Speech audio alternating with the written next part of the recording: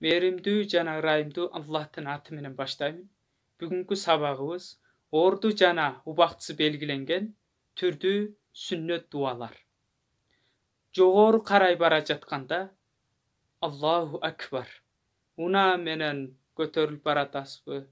Же болбосо учак менен учуп барып өйдөлөй учуп баратканда айтылуучу дуалар. Ал эми ылдый түшүп баратканда анда эмне дейт? Субханаллах. Аллах бардык айыптардан таза зат. Ден соолукту, акыбалыңды жана жакшы иштер болгондо эмне дейбиз? Алхамдулилlah. Аллахка мактоолор болсун.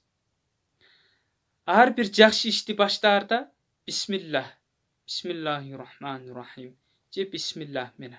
Бухариде келет.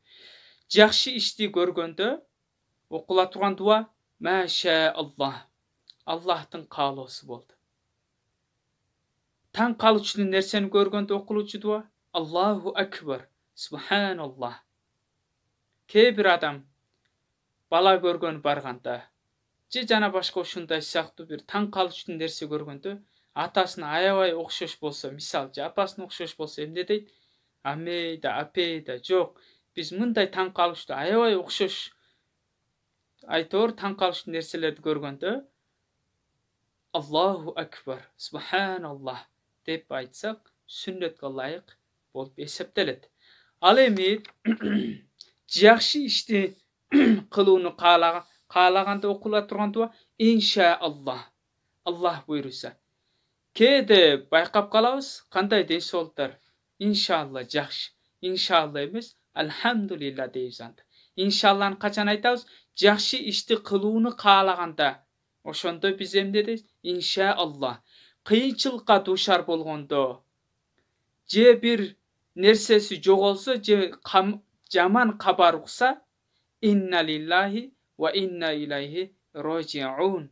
Чындыгында биз Аллахка таандыкпыз жана биз ага кайтуучубуз. Бакара сүрөсүнүн 156 аятында келет бул. Белек берилсе же кандайдыр бир жакшылык жетсе, ошол адамга берилүүчү дуа Жазакаллаху хайран. Аллах сага эң жакшысын берсин.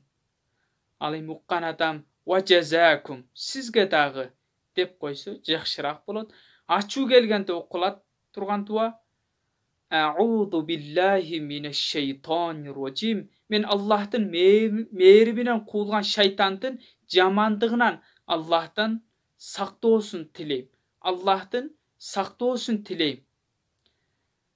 Адам ачуусу келгенде акылды басып калып, ачуу акылды басып калат дагы, адамдын акылы иштебей калып, эмне деген сөздөрдү сүйлөгөн кийин өзү да билбей калышы мүмкүн.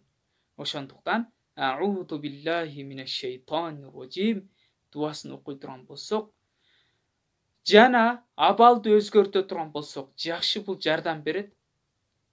Мисалы үчүн туруп турган болсо отура калсын, отурган абалды ачуусу келмесе жата калсын, болбосо дарат алып келсин, 2 рекат намаз окусун.